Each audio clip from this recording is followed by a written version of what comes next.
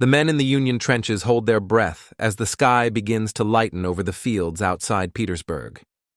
The hour before dawn is always tense, but today there is a strain in the air that everyone feels. For weeks, soldiers in the Ninth Corps have watched a strange project unfold behind their lines.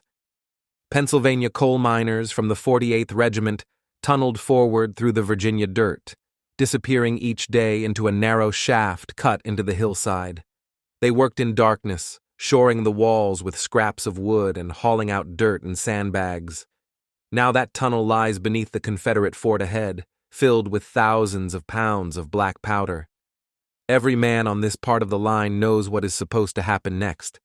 The miners who built the tunnel had taken to the work quickly, using the skills they had brought from years underground. Their commander, Lieutenant Colonel Henry Pleasants, believed the plan could break the stalemate that had turned the siege of Petersburg into a grinding, miserable affair. If the fort called Elliott's salient could be blown apart, the Union Army might finally find an opening into the Confederate defenses. But senior commanders had never fully supported the idea. They allowed Pleasants to continue, but gave him little lumber, poor tools, and almost no trained engineers. Still, the miners dug the shaft, carved out the side galleries, and packed the charge with precision. The plan after the explosion was supposed to be simple. A fresh division would rush forward, move around the crater, seize the high ground on either side, and push directly toward the city. Burnside had originally prepared the United States colored troops for the lead assault, drilling them in exactly how to move once the ground opened. But the night before the attack, everything changed. General Meade and General Grant, worried about political fallout if the Black Division suffered heavy losses, ordered Burnside to replace them with a White Division picked at random.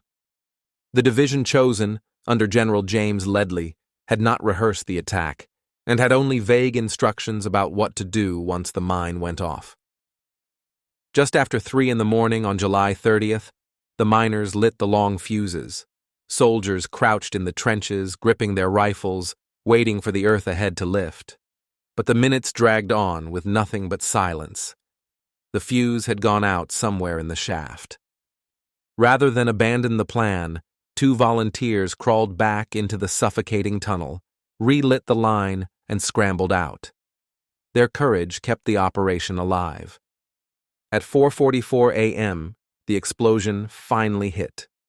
The ground ahead heaved upward in a towering column of dirt, smoke, bodies, and shattered timbers. Confederate soldiers sleeping in the fort were thrown into the air. The blast ripped a hole more than 100 feet long and opened a deep, jagged cavity in the earth. The sound rolled across the fields like thunder. For a stunned moment, both armies simply stared. This was the moment the plan depended on. The Confederate line around the destroyed fort was shocked and broken. If Ledlie's men had moved immediately around the edges of the crater and onto the ridge behind it, they would have found almost no resistance. Instead, confusion began instantly. General Ledlie, who should have been at the front directing the assault, had stayed behind in a bomb-proof shelter. Officers on the line shouted conflicting orders. Soldiers rushed forward but stopped when they saw the gaping crater ahead. Rather than move around it, many poured directly into the pit, sliding down the loose walls and crashing into the bottom where dust, smoke, and wounded men made it impossible to form ranks. The crater, which should have been bypassed, became a trap.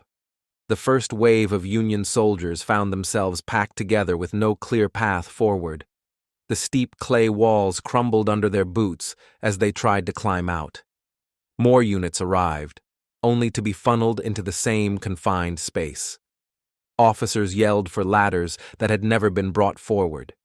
The heat began to rise as the sun cleared the horizon, mixing with the stench of powder and blood. On the Confederate side, the shock wore off quickly. Men in the nearby trenches hauled artillery pieces into place and began firing directly into the opening. Infantry rushed from reserve positions and took up spots on the rim, firing down at the mass of blue coats trapped below. Major General William Mahone, whose division was closest, understood exactly what had happened. Instead of facing an organized assault, he was facing a pit full of disoriented soldiers who could not maneuver. He ordered his men to concentrate fire on any attempt to climb out. Union soldiers tried desperately to break free. Some managed to scramble up the far slope, only to be shot down as soon as they reached the top.